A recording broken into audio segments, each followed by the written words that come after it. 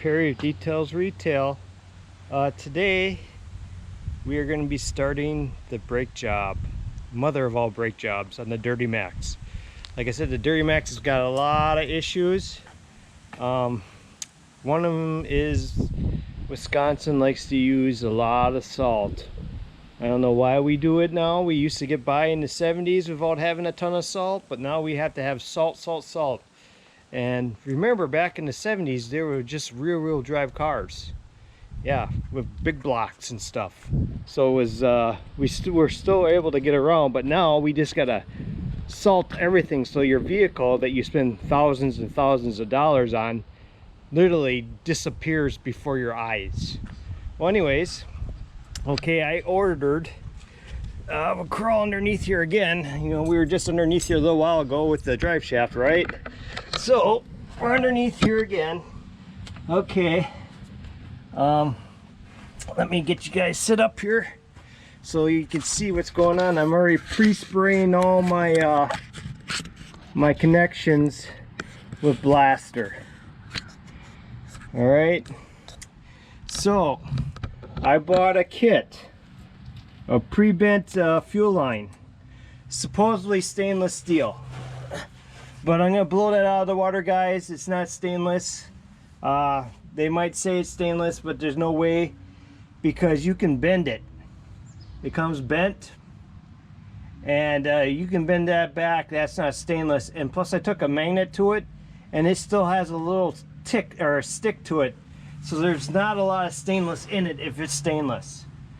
So I'm just looking at this one here. I'm just, before I dive into this thing, I'm kind of getting a glimpse on it while everything's moistening up.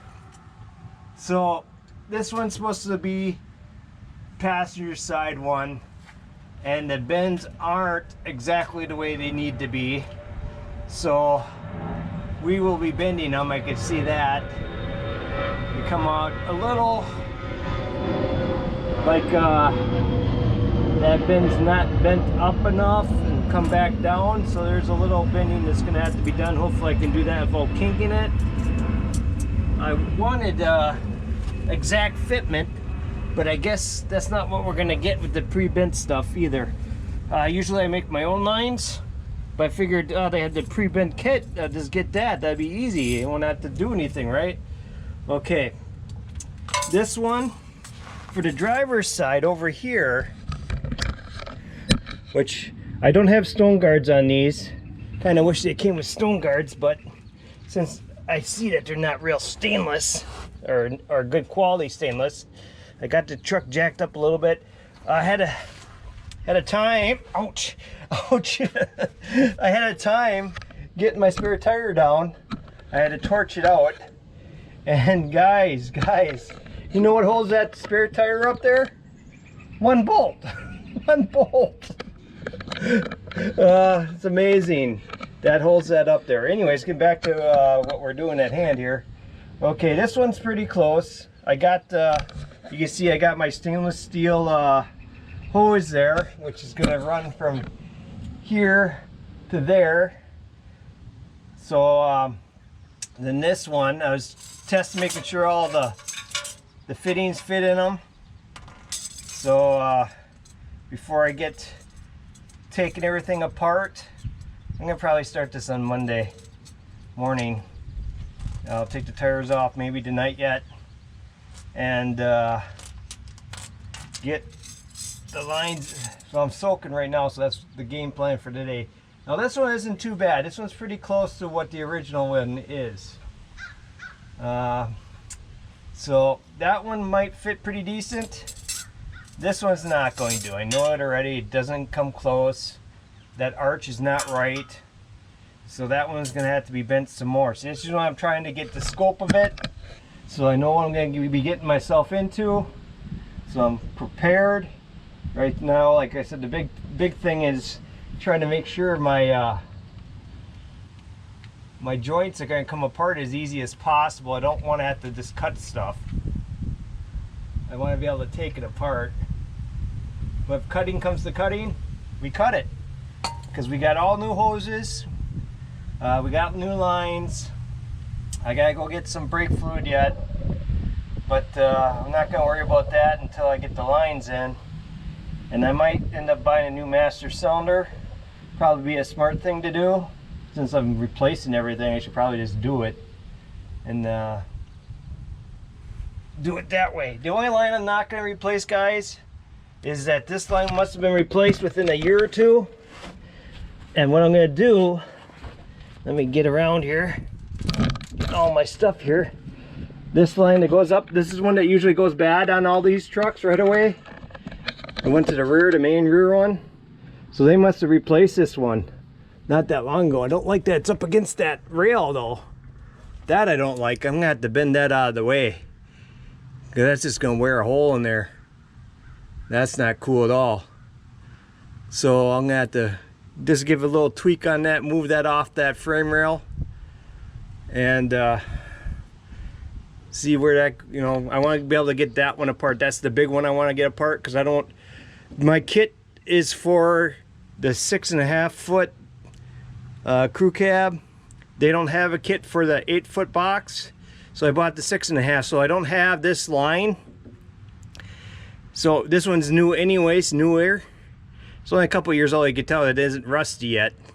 So yeah, and I'll spray some when I get done. I'm gonna spray some Cosmoline on there, so just to try to protect it a little bit so it doesn't rust as fast. So as you guys can see, that's where we're at right now. Like I said, I'll probably take the tires off later tonight.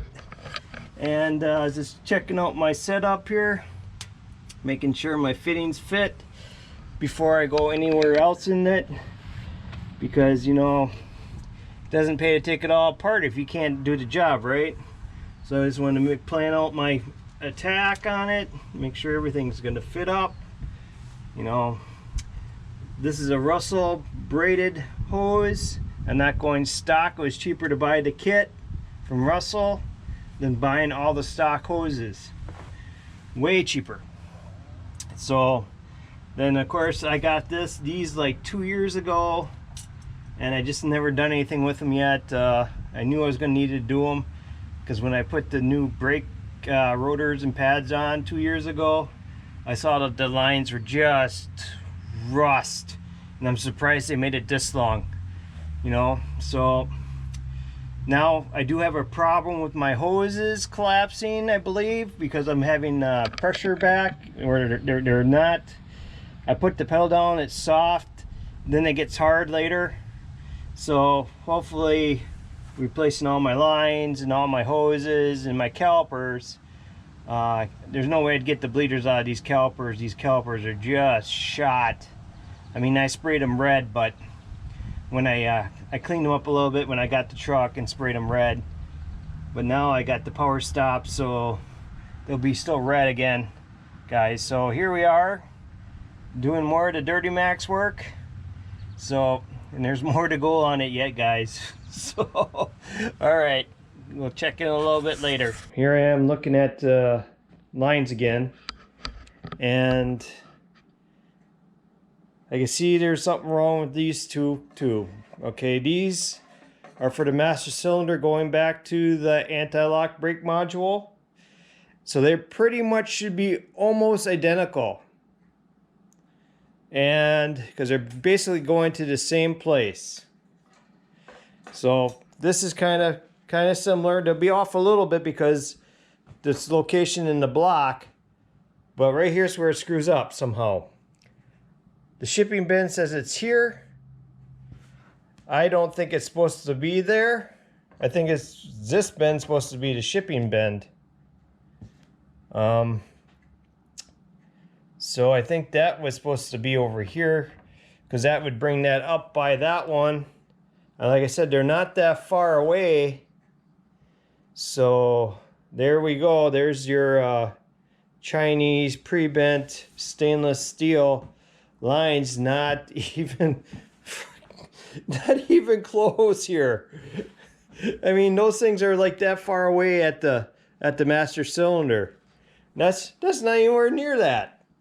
So that's usually I'm kind of giving the scope of what I'm expecting, all the problems. So I think this one's gonna have to be straightened here. I don't think that bend was supposed to be that extreme. Otherwise, you know, this kind of matches there, but so I think that sticker, they had bent this here and it was supposed to be over here. I don't know, it's just really weird. This is just, I could tell that it is not gonna work right away just by the look of it.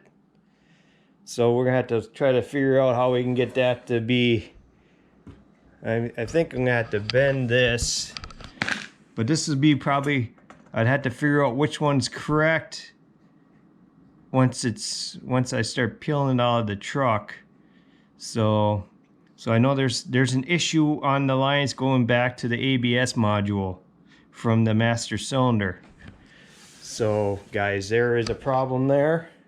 Just to let you know, that's not correct in the kit. Let's see, I got one more I gotta unbend. I got, this one's not labeled what it is. So I don't know if that's the front passenger.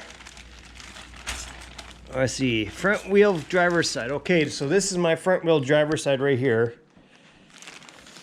This must be my rear one. This is the one I won't be using because it ain't gonna make it to my truck. Let's just straighten it out once and see if it actually fit.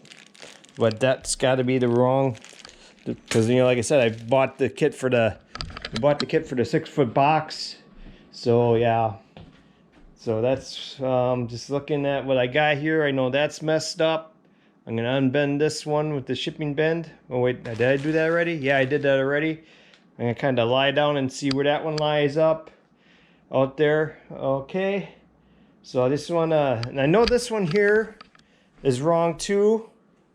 This one's for the passenger side because it doesn't loop back to the module. It doesn't turn like this. So this has to be straight too. Somewhere in here it's messed up. So we're gonna have to straighten that out. So that's another pre-bent, not pre-bent. So, okay guys, so when you get these pre-bent kits, don't expect a lot because they're definitely not there where they should be. So, okay guys. All right, I got the old caliper off. I broke the line. So that was part's easy. Working on the new caliper to put it on. Okay, now guys, first thing I did, these are brand new calipers, right? Well, they were remanufactured, they're not brand new. Power stop. So let's get you down here. All right, first things first, how do you tell which caliper goes to what side, right? Well, there's a telltale way. You want the bleeder at the top. So when this is mounted to the truck, the bleeder needs to be at the top of the caliper. So this one goes to this side. Check the old one. The old one's at the top. If you took the other one and put it on, the bleeder would be down here at this side, and you don't want the bleeder down there. Even though that seems like really awesome if it was down there, don't you think? It'd be easy to bleed. You just open it up and let it drain. I think it'd be the best. Well, anyways, that's how it's supposed to go to the top. Anyhow, so the first thing I did is I pulled my pins here. Let's see if we get you guys here back here a little bit more yet. I pulled my pins and I added more grease. Made sure my seals are good. It's tight. Now I'm gonna put it back on the truck. So I'm not gonna record that, but we'll show you when it's done. Here's what it looks like here, and of course, you know, what do you think happened? Trying to get that rear line coming off, the one I needed to save, well, it broke. So here's what it looks like. They're not tight yet. I feel like I don't have the stone guard on these, so it makes them really thin for these stock brackets. So what I did is I got some of this pressed stone 5/32 windshield washer fluid hose, and that's put it on the outside, and I threw some anti-seize in the middle just to, so hopefully don't rust in there. So yeah, I also anti-seize my threads on my lines. Okay, so now I'm gonna go put the caliper on this side, so then all this will be mocked up and on. Then I just gotta go start removing the lines up at the ABS module and start working up at the front. And I had to go get the line for the back coming back, which is broke right up there, if you can see it right there by the fuel tank. It's finally stopped dripping, so I must be out of fluid now. Well, it's all over the ground, as you can see. I got a mess everywhere, but that's the reason why I love doing brakes. Brakes are the best. This is why I really think that all brake lines in every vehicle should be stainless steel from factory from the get-go. You pay a lot for these vehicles, and they just got, you know, mild steel brake lines, so they fail in the rusty areas like Wisconsin. So because we use so much salt. If you guys can see that little pile of sand and salt rust over there, that just came from a little small section of my frame rail.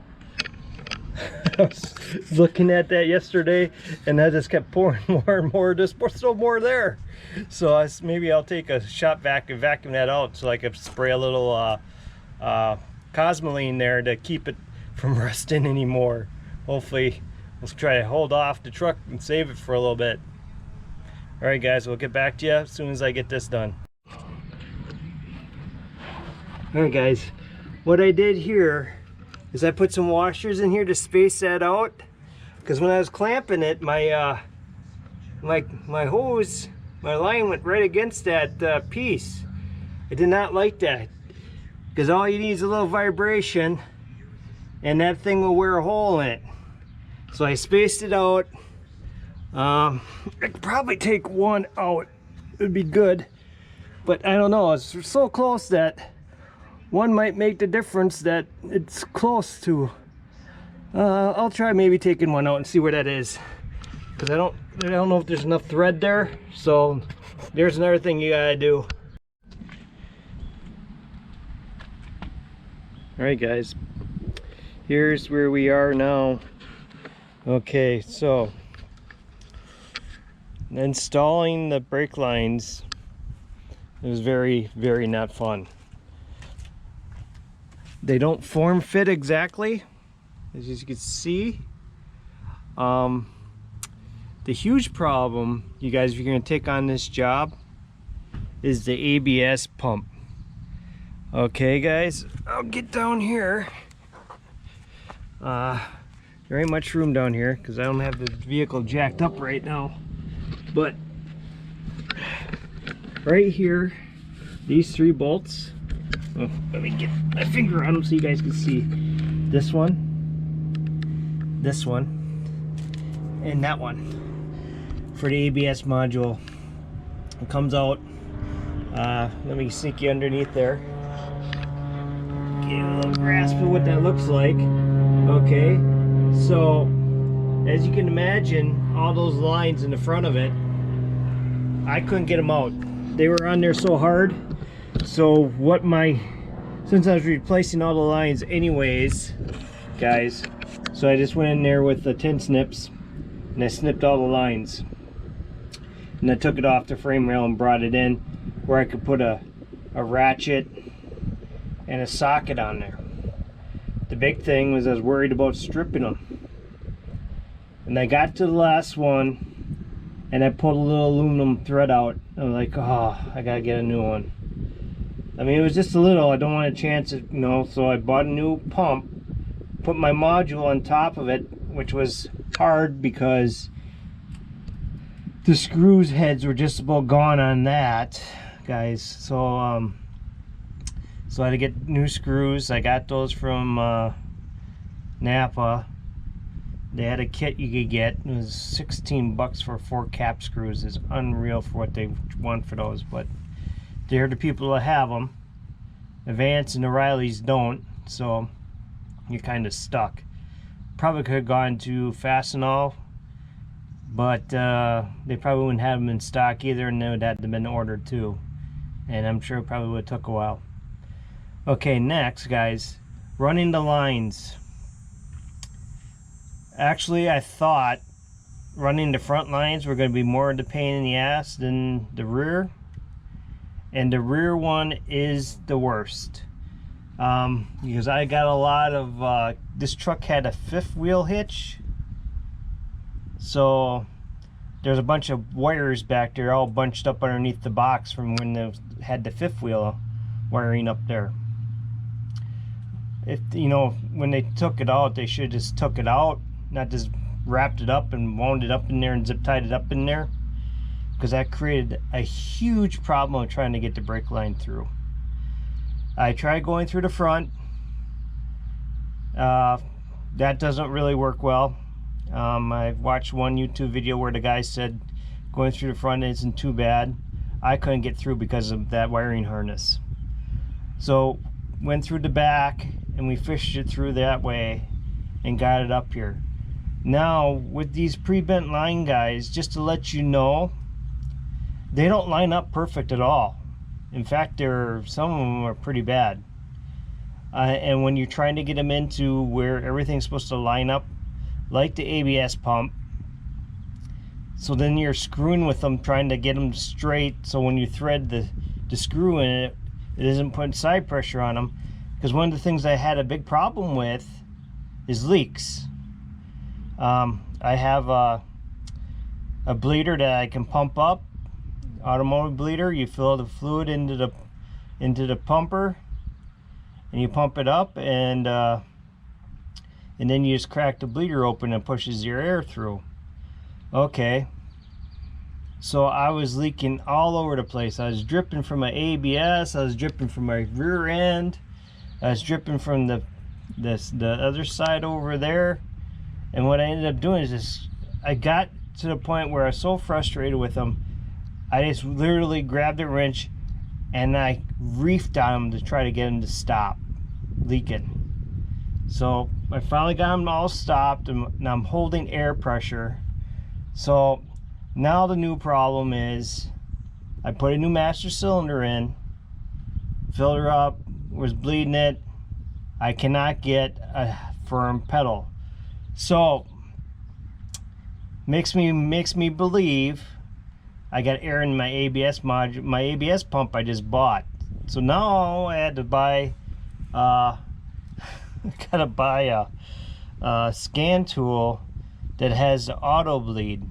So that'll be coming tomorrow, and hopefully that will solve my problems. I could hook it up and do the auto bleed, get the air out of the ABS pump. And it doesn't pay to do any more bleeding until I can get the air out of the ABS. Otherwise I'm just going to be pushing fluid out for no reason. So I got to make sure I can get that out to hopefully get a stiff pedal, because it is spongy big time. And you'd think putting all that stuff in, and I bled and bled and bled and bled, you'd think I'd have at least a halfway decent pedal, and I don't. I have a really terrible pedal feel. So new calipers, new hoses, new lines. You think you'd be just hard as hard, but it's not. So tomorrow, guys, I've actually snapped the bolt up in the front. Took me 5 hours for the old brake line. That was the brake hose that was there, and I wanted to use the bracket off it so I could put my new hoses through the bracket. I just wanted something to retain the hose, you know, being better than normal. So guys, that's where we are. We are stuck in the bleeding mode. I'm not too keen on the pre-bent kit. It is not the best. I probably could have done better myself if I had just bent them myself, but I thought this kit was going to be the cat's meow, and it really ended up being a lot of hassle for the bends that they were in there, where I could just bend it myself and didn't follow the stock bending, and I probably could have had it done way sooner. You know, I would have gone straight down the frame rail to the back, not go up, over, under, this, that, the other thing like they got it, and it would have been so much simpler to do it. So guys, if you want it simple, do your own lines, get the nickel copper lines and just run them yourself. The pre-bents, they're really a hassle. They are really bad. They don't do a very good job of getting this to the specific spot that you need. So one guy says they're easy to bend, and once you get them in place, you need to bend them that little bit. They're not that easy to get that little adjustment that you need. So, and there's a couple of spots that they're totally out of spot. Oh, I mean, they're not even close to where they're supposed to be at. So guys, it's a tough job. We got it all done except for the bleeding part. So hopefully when that scan tool comes in tomorrow, we can get this thing finished up and back on the road, because I really want it on the road. I wanted to go somewhere today, but I can't even bring it anywhere yet because it's not ready to drive. So so like right in here, I'm going to point you out where, look at this bend. It comes up and goes, here's my finger. Let me get this kind of straight so I kind of be on straight here, and bends up like that. It's not supposed to bend up like that. It's supposed to go down across here just a little bit and be in this bracket. I can't even get it in this bracket without worrying about putting a kink in it. I mean, the bends are tight enough sometimes that if you go to try to change the bend, you're gonna kink it. So I tried a little bit and I was like, okay, I'm not gonna mess with it anymore because I don't want to kink the line. And once I get this thing all up and ready and it's running, or braking I should say, I am going to smother the hell out of this with grease. All the lines are going to get greased. You're probably going, wow, he's just weird that he's going to be greasing stainless steel lines. Guys, I put a magnet to those lines and it still wants to grab that line. Stainless should not grab at all. It should be no magnet to it. So that's either telling you that's very poor stainless, or it's just stainless, maybe a kind of a coating on it. So I don't trust it, guys. I don't ever want to do this job again on this truck. If it's, hopefully this will all last me in this truck. I hate doing brake work. I do not like brake fluid at all. I hate it. It's, I mean, I'd rather coolant is cooler to me than brake fluid is. I hate brake fluid. I'd rather drain the radiator than screw around with brake fluid. So that's just my personal thing. I hate brake fluid, never liked it. Every time I have a brake issue, it's always a cluster. It was a cluster on that truck. In fact, on that truck over there, I had to go and bring it into the dealer because I couldn't get the ABS to bleed out. And let me tell you how aggravating that is. That one's got a little module on it and I couldn't get the air out of it. So, and I bled and bled and bled and bled and bled. I mean, I got buckets and buckets and buckets of brake fluid that I pumped through that thing. And I could not get the air out of that ABS. So they ended up just dumping it off at the dealership and they did it. So really, it's really aggravating. The ABS systems, to me, we really don't need that. If people actually drove, paid attention to what they were driving and how they were driving. Guys, back in the 70s, and I keep bringing this up about the 70s, we didn't have ABS back then. Everybody got around fine. If people pull their heads out of their butts, slow down, the world would be so much better. But we gotta go at the speed of light here now. I don't understand why we're doing that. We're just polluting the earth so much faster. It's just stupid. to do the same distance. We gotta go really fast. You know, guys, it's really dumb what we do. All right, guys, let me show you this. Here we go. All right, I put a brand new master cylinder in it, and I did bench bleed it for an hour. It got so tight I couldn't push the piston in when I had a great big screwdriver I was going in the back of it. So I was doing that for an hour. So I did bench bleed the master cylinder, so that can't be the reason why my pedal is soft. Okay guys, that's just to let you know. There's a brand new master cylinder in it.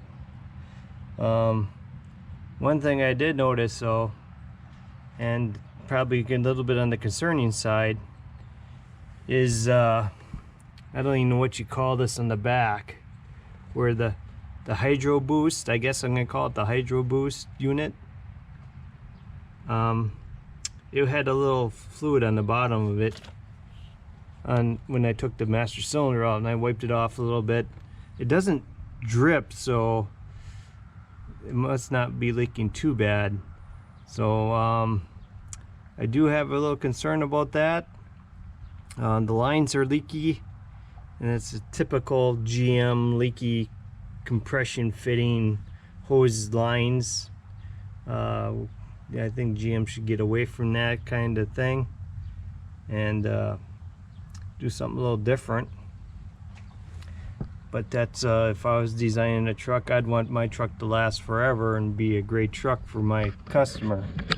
They don't put that kind of thought into their stuff, because just a couple of things that they do, I kind of scratch my head on this. I don't understand it, but to me it's way better than a Ford though. There's a little more thought process than if you have a Ford, and that's just my personal opinion, guys. I know some of you guys are gonna be like, oh, I love my Ford, but I've never had really good luck with a Ford, and I've never owned one, but every one I've worked on has been a nightmare over nightmares. I had changed a heater core out on a Ford wagon, had to completely tear the dash out, completely take it out. That was 3 days of hell trying to get that thing, and let me tell you, not all the screws went back in on that one. There were extras. So I worked on one of my buddy's Mustangs once on his starter, and I went to go get the starter, and they asked me, is it a early or a late? And I'm like, I don't know, it's orange.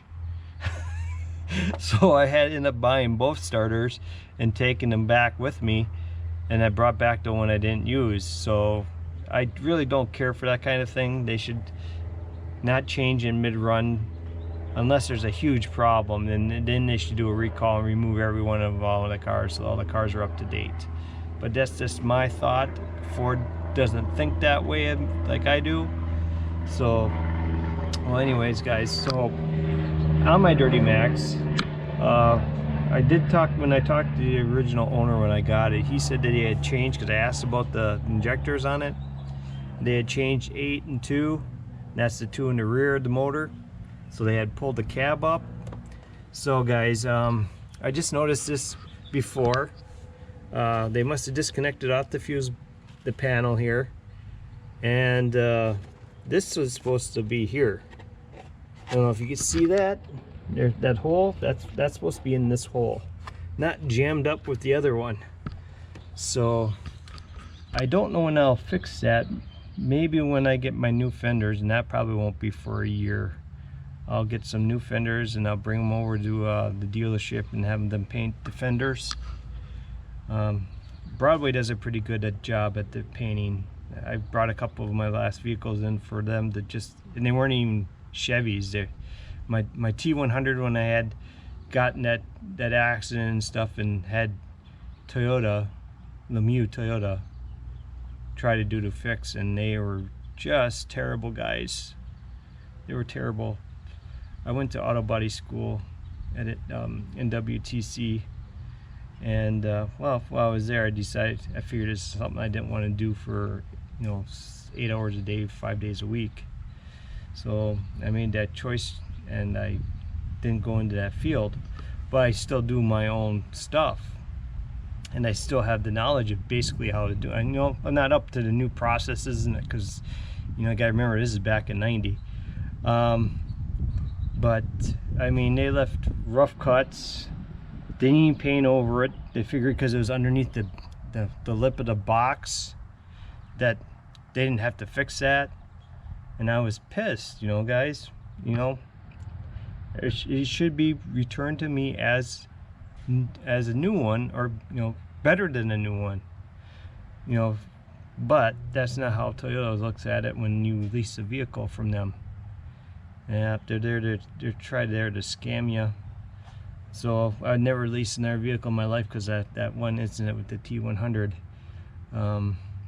You know, because I wanted it fixed, and they said no, they're not fixing it because it's not my truck.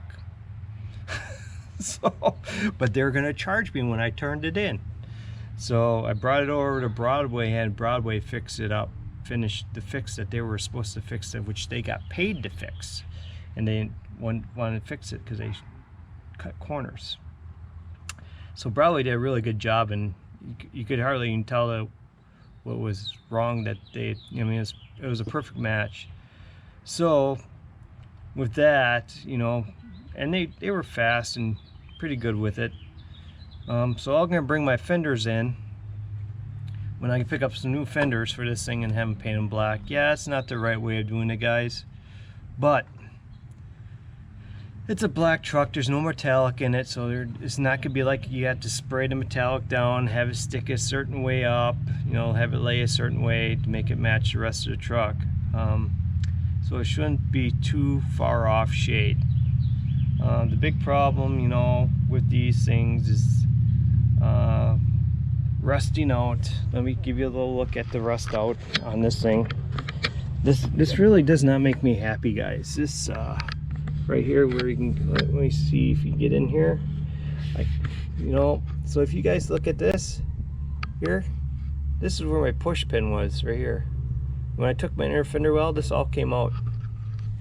It's literally falling apart, literally. I don't know if you can catch all that. Over the front, I could probably stick my finger through here. Yes, I can. My finger's up in there, see? Underneath this flare is probably all rusted out, guys. Underneath this flare. I mean, it did have the plastic or rubber coat on it, but that's what our salt's doing, our rind's doing. I mean, it's just eating this stuff up. I mean, these things cost a lot of money when you go to buy them. Well, anyhow, so my plan is I'm just gonna buy a fender, have it painted, have it put on.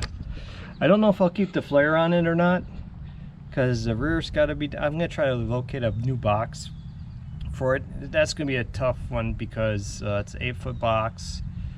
Try to come up with a rust-free, kind of dent-free 8-foot box is gonna be a challenge.